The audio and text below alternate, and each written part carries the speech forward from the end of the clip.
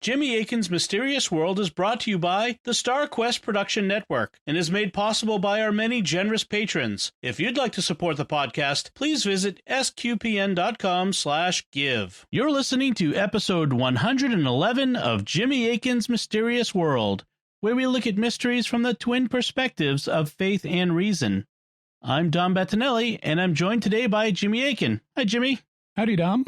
This is a special bonus episode that we recorded to thank our patrons at patreon.com/StarQuest for their generosity in making this and all our shows at StarQuest possible. We gave them early exclusive access, but now we're sharing it with you to show you one of the benefits of being a patron. Here's the show.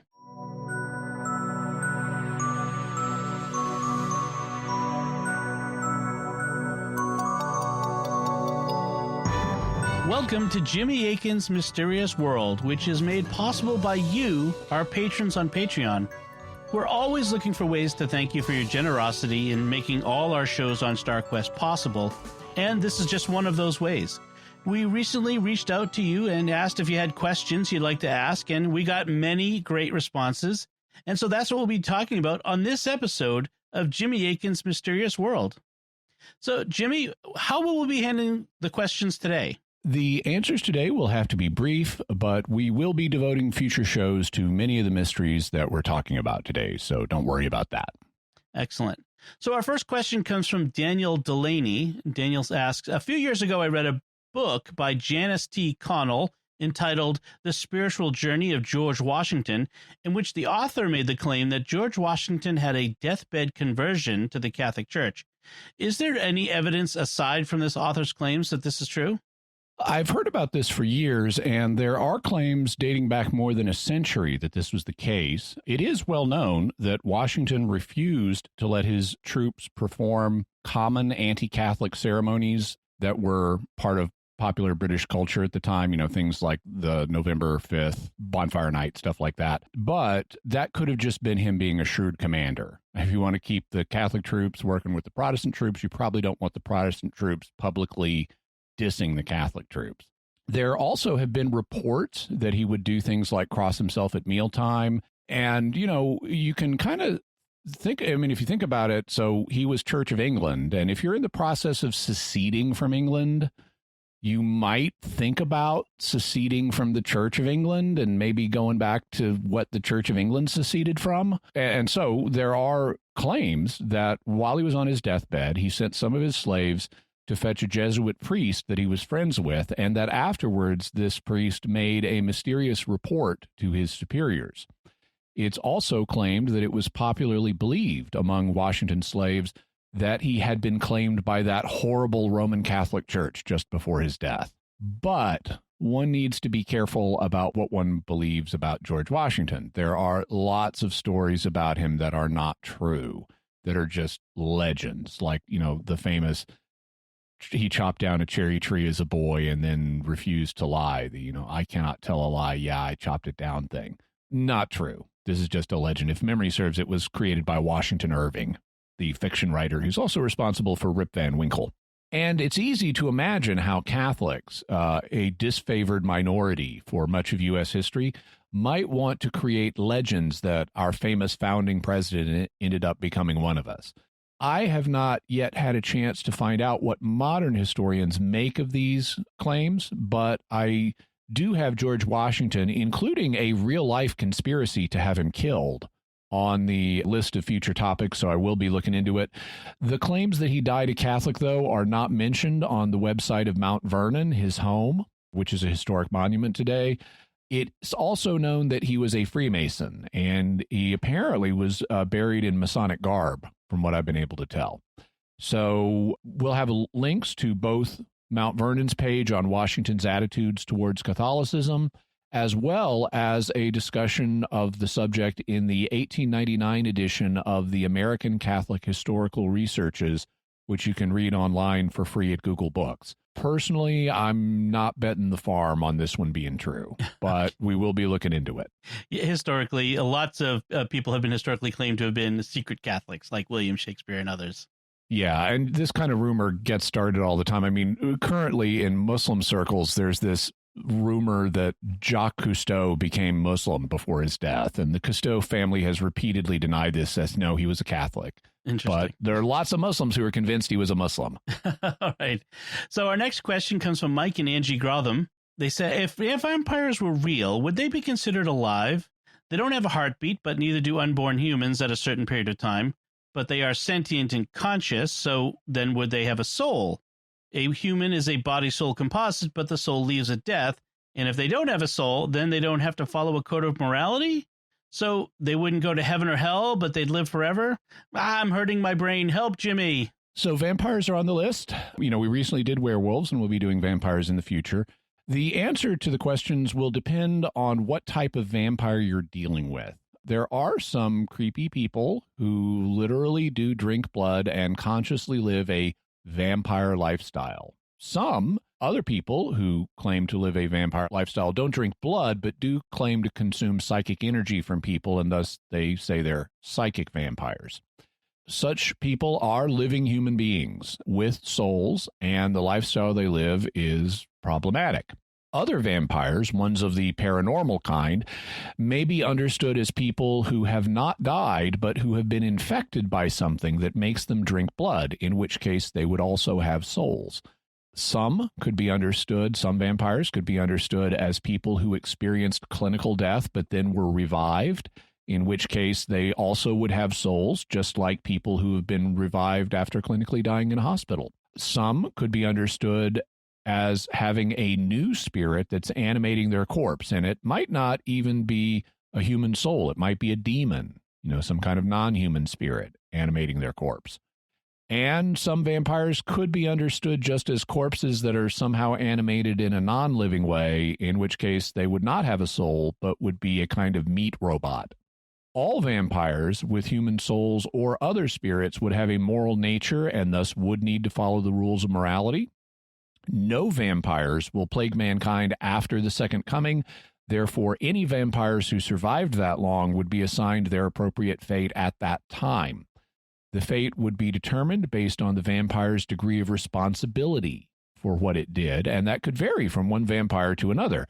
For example, a human being infected with a rabies-like disease might be innocent of the vampiric acts he performed. The same goes for a person who is innocently turned into a vampire against his will, and then who then lacked the deliberate use of free will. But a person who was in full charge of their faculties and willingly became a vampire or willingly predated people would be fully responsible for his actions. I now need to go back and rewatch Buffy the Vampire Slayer with all of this in mind in these new categories.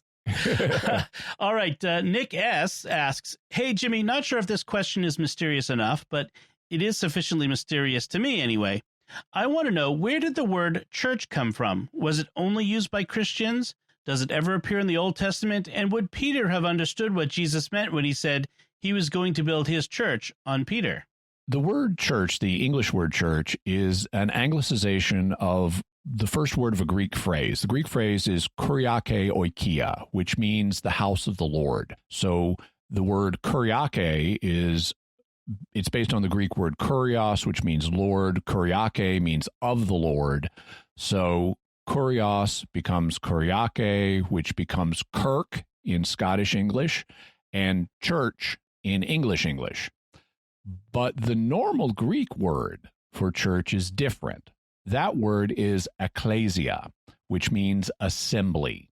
This same word is used in the Greek Septuagint, that's the Greek Old Testament, about 100 times, and so it does have Old Testament background. You read about the ekklesia in the Old Testament quite a bit. The Hebrew equivalent of ekklesia is the word kahal. In the Hebrew Old Testament, we read about the kahal of the Lord and the kahal of Israel. So the assembly of the Lord or the assembly of Israel, and that's what gets translated ecclesia in the Septuagint. In the Greek New Testament, if you look at Acts 7:38, St. Stephen is giving his speech before the Sanhedrin, and he refers to how Moses was in the ecclesia in the wilderness. And the Revised Standard Version translates that as how Moses was in the congregation in the wilderness, but the Douay-Rheims and the King James Version both refer to Moses being in the church in the wilderness. So you had the idea of the assembly of Israel, and now Jesus is founding his own assembly on Peter. And so because of the Old Testament background of the term, yes, Peter would have understood Jesus was saying he would build his new assembly on him, just as Moses had gathered the original assembly in the desert. All right. Then John Guibault, I'll say it the French way, John, maybe that's not how you say it, but he says, hi, guys. When I was a kid, I stumbled across the Charles Berlitz Books of Weirdness. In Doomsday 1999 AD, haha, he says, Berlitz makes a big deal about a place called Mohenjo-daro being possible evidence for ancient nukes. So what's the deal with Mohenjo-daro? Mohenjo-daro is a site in modern Pakistan. It was built around 2500 BC, so 4,500 years ago, and it was one of the biggest settlements of the Indus Valley civilization. It's a very interesting civilization. It has a writing system known as the Indus script that we have not yet figured out. So we've got this civilization's writing, we just can't read it yet. Claims are made by some that a horrible catastrophe, like a nuclear war, caused the deaths of many people in Mohenjo-daro. The evidence claimed for this idea is the fact that many bodies were found that seemed to lack a proper burial, with some just having fallen in the middle of the street. So maybe there was a nuclear blast and it killed all these people and they just fell where they were. Kind of like Pompeii, but without the volcano. There were ancient nuclear things on Earth. A lot of people don't know this. Sometime I'll tell you about the Oklo nuclear reactor, which was a naturally occurring nuclear reactor in Africa 1.7 billion years ago. So it's really cool. Wow. But Mohenjo-daro does not provide good evidence for an ancient nuclear war. In the first place, some of the bodies that seemed to lack proper burial may have been victims of a war, but a totally normal one with swords and arrows and stuff. And yeah, some of them may have fallen where they lay, but they just got whacked by an ordinary war. Also, these bodies were not all buried at the same time. They were buried centuries apart, so it wasn't a single catastrophe.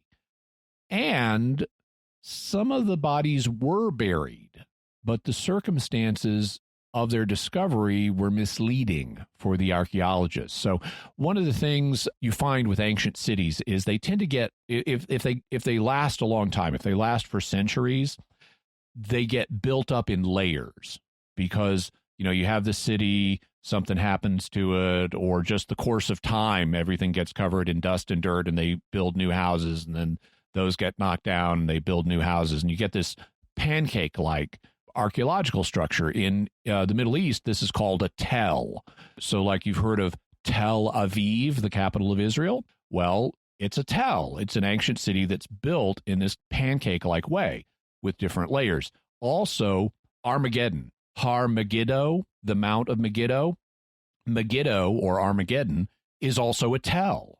That's why it's a mount, because it's in the middle of the Jezreel Valley. It's a flat plain, but here's this mount. Why? Because it's a multi-thousand-year-old settlement that's been built up in layers, so it looks like a mount. Well, Mohenjo-daro is the same thing. And that means that some of the people were buried in the ground, and they were buried, but the place where they were buried happened to be over a street in an older layer. And so when the archaeologists found these people, it looks like, oh, they just fell in a street.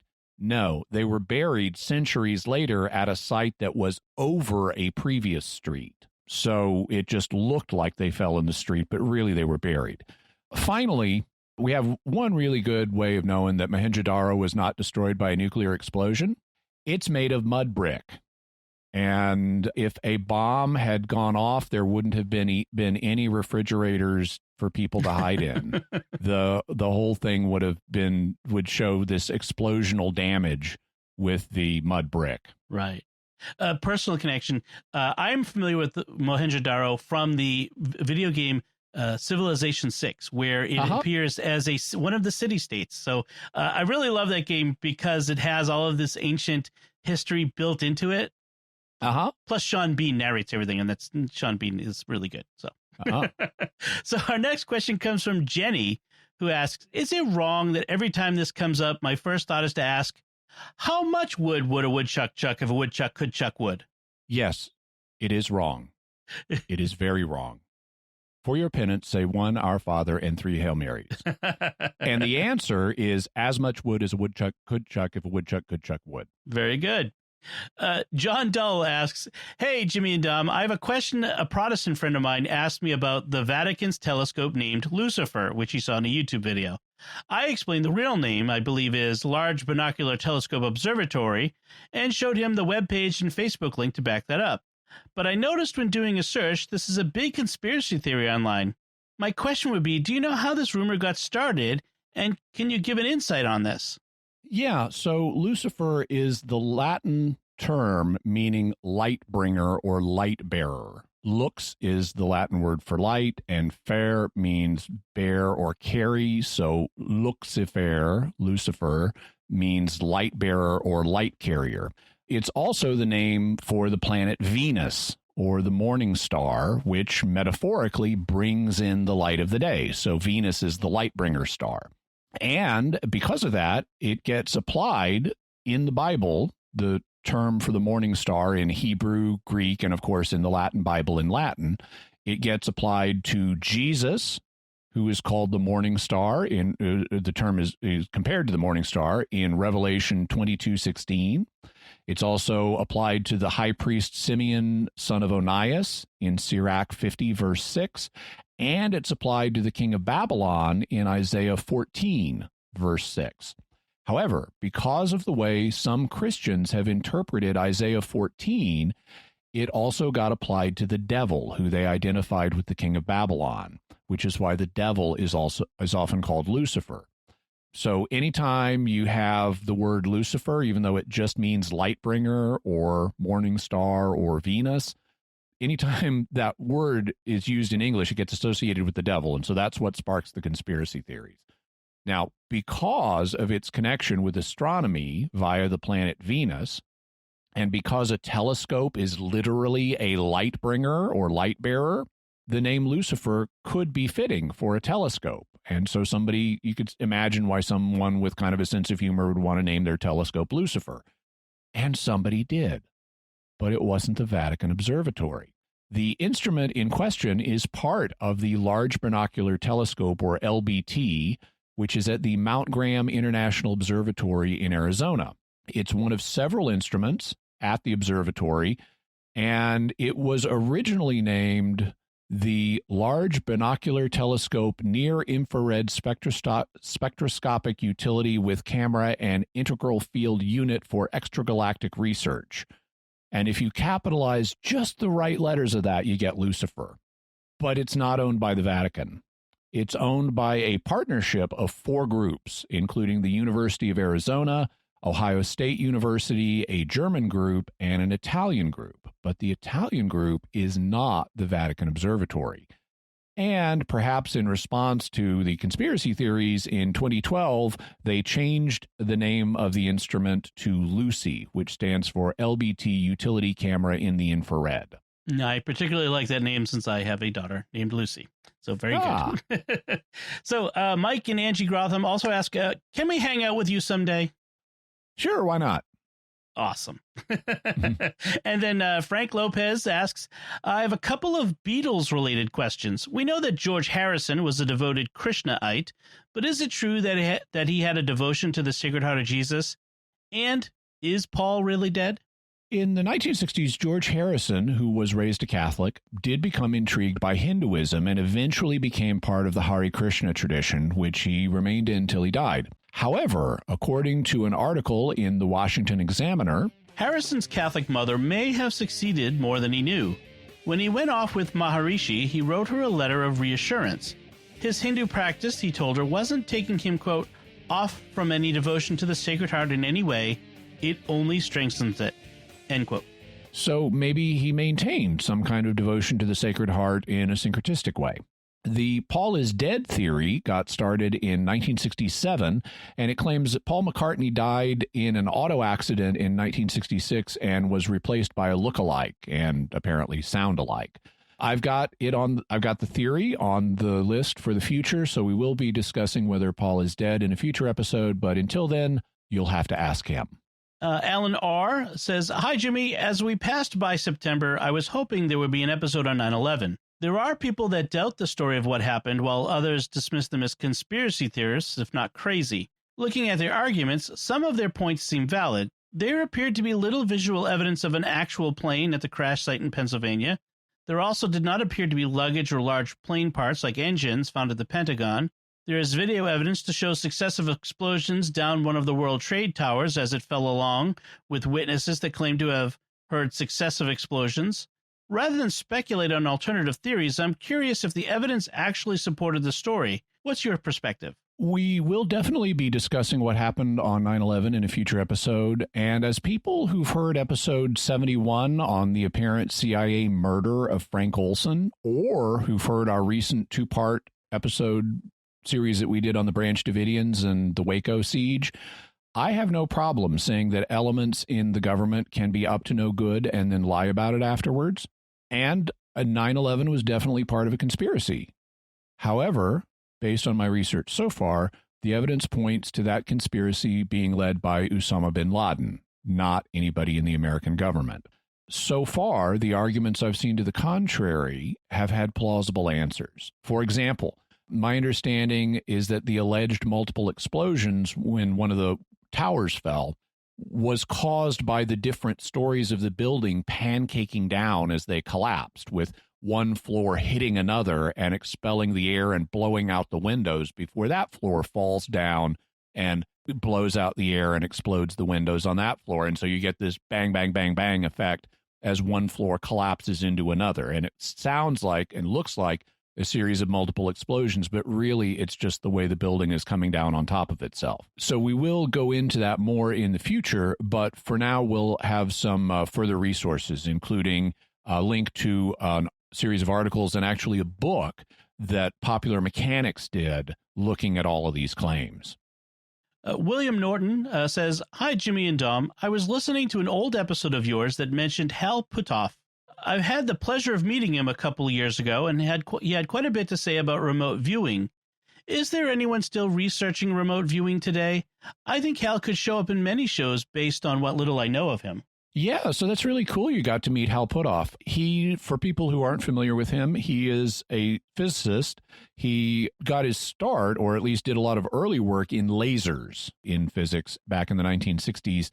And then around 1970, he also was starting to do some work in quantum biology, you know, the intersection between quantum physics and life. And he then got diverted when he was working at the Stanford Research Institute into experiments involving remote viewing and remote perturbation and other psychic phenomena, and he became a paranormal researcher and ended up playing a key role in the development of the government's Stargate psychic spying program. He also then went off to join another organization where he was doing research into zero-point energy. So yeah, he can come up in a bunch of episodes.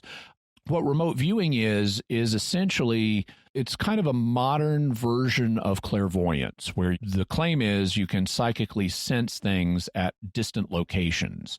And in conjunction with Puthoff, the military ended up developing a protocol for how to do this with multiple stages to try to control the signal-noise ratio so that you're eliminating out stuff like your imagination is telling you and just focusing in on the signal of what's really happening at this other location.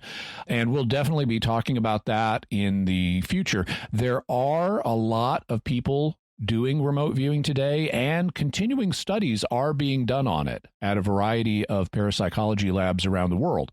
I've actually done quite a bit of reading about remote viewing, and we'll have several future episodes looking at different aspects of it.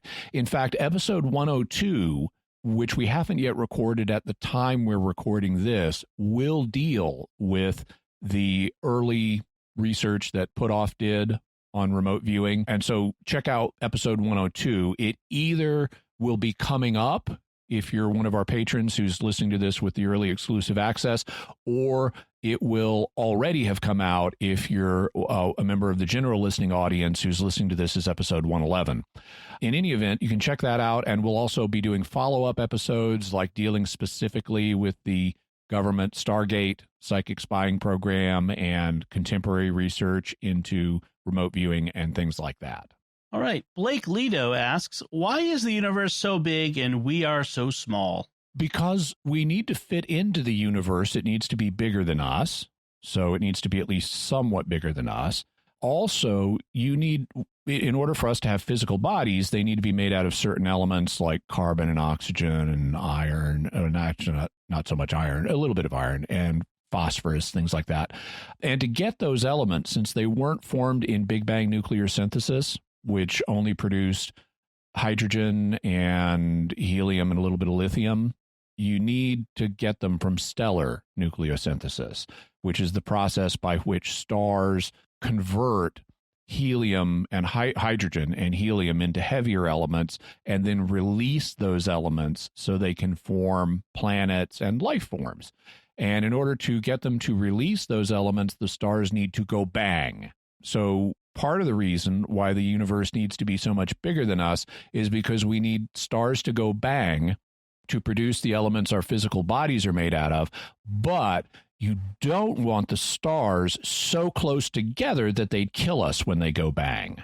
So we need a big universe where stars go bang, but they aren't that close together. At least you need those things the way God chose to set up the laws of this universe. So the short answer is because God decided to do it that way. Yeah, but that's the longer, more informative answer. And it's an illustration of how I try to take every question as if it's serious, even if it may have been meant facetiously. Yeah, no, that's good. I like that. Nick Wan asks, I remember as a kid hearing warnings about several issues that we don't really hear about anymore. Number one, the ozone layer. In school, we heard about how the CFCs and hairspray were eating a hole in the ozone layer, and so we're all going to get cancer. Did we fix the hole in the ozone layer?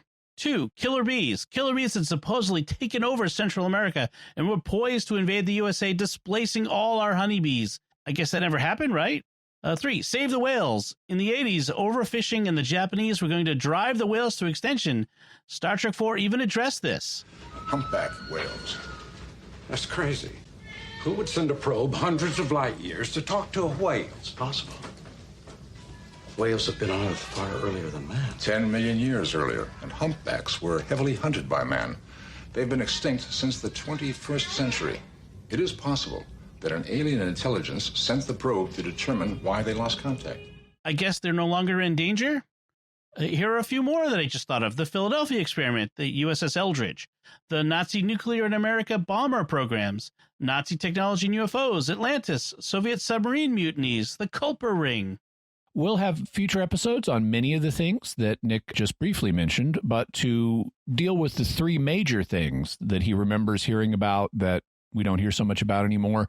First, the ozone hole, so-called hole, is still there, but it's not a crisis.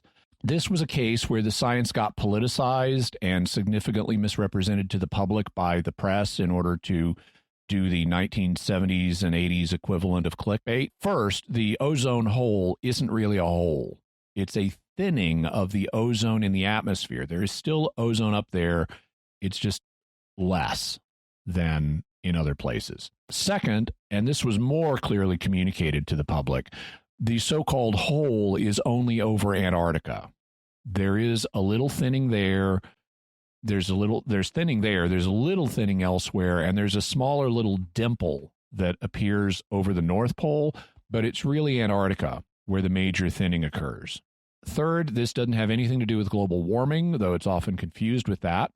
Ozone depletion is caused by things like the use of chlorofluorocarbons, or CFCs, which, as the name suggests, are compounds containing chlorine, fluorine, and carbon. The release of CFCs and related compounds greatly decreased after the press scared the public into thinking we'd all get skin cancer because of the ozone hole, even though we don't live in Antarctica. And then fourth, it turns out the thinning of the ozone over Antarctica is cyclical. it starts thinning every spring when the sun starts shining over Antarctica, adding energy to the environment, which then starts thinning out the ozone. But then in the course of the year, the ozone builds back up again. So this just is something that happens every year down there. But because the chemicals that everyone was scared about have largely been phased out, the ozone hole today is just an annual thing that happens in Antarctica, and then it gets reversed over the course of the year. When it comes to killer bees, yes, they are here in the U.S., but it's, again, not a crisis. This was more media hysteria. Africanized honeybees have started to take over U.S. hives all over the southwestern United States and in some other parts of the countries. One of the ways they tell that is Africanized honeybees produce much more honey. So if you've got a hive and it suddenly amps up its honey production, that's a sign that it's been colonized by Africanized bees. We have Africanized honeybees here in Southern California. In fact, I was up at the Prince of Peace Abbey here in Southern California. It's about 45 minutes north of here in Oceanside. And they keep bees at there. And this was, it was quite a number of years ago, but they had already noticed that their hive's production of honey had really jumped. And so they were really confident they had killer bees now. But the name killer bee is an exaggeration. They are more aggressive than North American honeybees, but they don't kill people like the movies and the media made it sound like. However, I did suggest that Prince of Peace Abbey not let Jack Chick know that a Catholic monastery was housing killer bees in its hives, because you can just imagine what kind of conspiracy theory Jack Chick, the anti-Catholic cartoonist, would come up with if he knew that. So we do have him here in America now, but it hasn't been the kind of problem that the media hysteria would have led you to think. Whale population depletion, to get to the third topic, is real, but there has been improvement. Since the 1980s, there has been a large-scale moratorium on commercial whaling, or whale fishing, as it's called in the novel Frankenstein. I like how in Frankenstein you read Mary Shelley's writing about the whale fishers, as if this was an ordinary kind of fishing where you're doing a Nantucket sleigh ride. But there are exceptions made for Aboriginal whaling, so various native people still have the ability to do some limited whale hunting. But because of the commercial moratorium, various whale populations have made significant recoveries. In fact, some of the recoveries are so significant that there is a controversy about whether the conservation status of certain whale populations should be changed, because they're just not in the kind of danger they were anymore. There's a lot more of them. Pro-whaling groups want the classifications changed to reflect the greater numbers, arguing that it's no longer accurate to portray certain populations as endangered. So from their perspective, they say, we want these classifications to reflect the reality that these guys just aren't as endangered as they were. However, anti-whaling activists don't want the classifications changed because they're afraid it would lead to more whaling. And so we're in a situation where, once again, the science has become politicized. That being said, here are rankings given for some key populations of whales by the International Union for the Conservation of Nature. And on their rankings, the Antarctic population of blue whales, so this is not all blue whales, this is the ones that live in the Antarctic Ocean, they're critically endangered, and that's their most extreme classification, is critically endangered. The Northwest populations of gray whales are endangered. Northwest Pacific populations of gray whales are endangered, but not critically. The Atlantic population of the blue whale musculus species is not endangered, but it is vulnerable, as are the fin whale and sperm whale species. The North Pacific blue whale and the Northwest Pacific gray whale are at lower risk, but are listed at conservation dependent.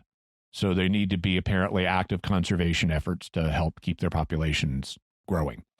The beluga whale population is listed as lower risk, but near threatened. And among those who are in the least concerned category are the humpback whale, who actually aren't in danger of going extinct today. And hopefully that'll hold up for the rest of the 21st century.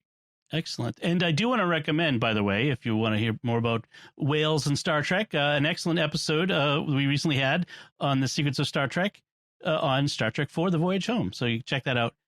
One thing that he does mention is the Culper ring, which is a reference to the spy ring George Washington set up. Yeah. Yes. I want to recommend an excellent book I've read on that called Washington Spies, The Stories of America's First Spy Ring by Alexander Rose. And there's a TV series that came out about that called Turn, which was, I think it was on AMC, but it's on Netflix now. So you can check it out, which was fictionalized and a little bit soap opera-y as you'd expect. But the original book was really good too. So you hear about hopefully not as fictionalized as the Blue Book fictionalized version of J. Allen Hynek's career. It's like, wow, does that get fictionalized? Oh yes, it's they've gone full X-Files fringe on that one. So very good. So that's one of my further resources for folks. But Jimmy, what are your further resources for today's show? Yeah, and definitely let's include links to those so people can check it out. Yeah, we'll have also links to Did Washington Die a Catholic, which is a discussion in the American Catholic Historical Researches for 1899. Also, Mount Vernon's webpage on Washington's attitudes towards Catholicism, vampire subculture, mohenjo-daro, and a skeptical refutation of the mohenjo-daro nuclear claim. Also, the Large Binocular Telescope Observatory's website, as well as information on the Lucifer instrument, and information on the ownership of the Large Binocular Telescope or observatory. So you can see for yourself, yep, here are the owners, and Vatican is not one of them. Also, we'll have articles on the religious views of the Beatles, that Washington Examiner article mentioning Harrison and the Sacred Heart. Also, the Paul is dead theory, information on the September 11th attacks, both the standard view and the alternative views, as well as Popular Mechanics articles on the subject and the links to that Popular Mechanics book length treatment of the alternative views of September 11th. Also, information on Hal Puthoff and remote viewing, and then on the ozone hole, killer bees, and whale conservation. All right, so that's it from us. We want to send a thank you to all our patrons, and especially those who've submitted questions. You can submit feedback by going to patreon.com/StarQuest, or by visiting sqpn.com, or the Jimmy Akin's Mysterious World Facebook page, and leaving feedback there. Or you can send an email to mysterious@sqpn.com, or send a tweet to @MYS_world with the hashtag of mysterious feedback. And you'll find links to all of these resources from our discussion on our show notes at patreon.com/StarQuest, and eventually, when we release this to the general public, at sqpn.com/mysterious. And until next time, Jimmy Akin, thank you for exploring with us our mysterious world. Thanks, Dom. And once again, I'm Dom Bettinelli. Thank you for listening to and supporting Jimmy Akin's Mysterious World on StarQuest. We hope you've enjoyed this Patrons Question show. Jimmy Akin's Mysterious World is only possible because of the generosity of our patrons on Patreon. If you'd like to support Jimmy Akin's Mysterious World and have your questions answered on future shows for patrons, please visit sqpn.com/give.